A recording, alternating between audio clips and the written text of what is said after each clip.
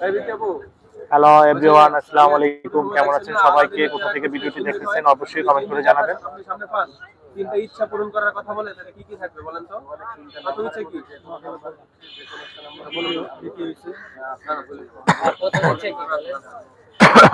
হ্যাঁ, অবশ্যই আপনার মা বাবার অনুমতি নিয়ে আসবেন। না, নোয়াখালীর ছেলেরা প্রথম ইচ্ছা হচ্ছে আমার প্রচুর টাকা চাই, মানে টু মাচ রিচ। পৃথিবীর একমাত্র ধনী ব্যক্তি যদি হয়ে থাকে সেটা আমি হব, মানে এটা হবে প্রথম ইচ্ছা। মামা কি কয় তুমি? আলাদিনের চিরান পাইলে কি না কি চাইলে, তাই না? এটা হচ্ছে কি কল্পনা কি যা আমাদের তাদের আপনি এই লাইনটা পড়েন না যে money can not brings happiness? Money, আমি বলি টাকা ছাড়া কোনো হ্যাপিনেসই নেই। আপনি টাকা দিয়ে সব সব সব সব সুখ কিনতে পারবেন।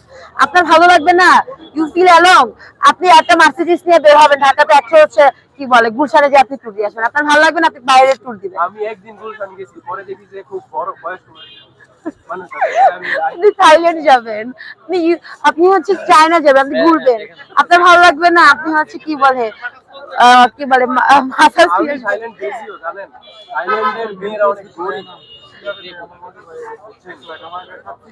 টাকা ছাড়া শোনেন, আপনি টাকা ছাড়া কিছু 2 দিনও চলতে পারবেন না। টাকার আরেক নাম সুখ। Too much rich,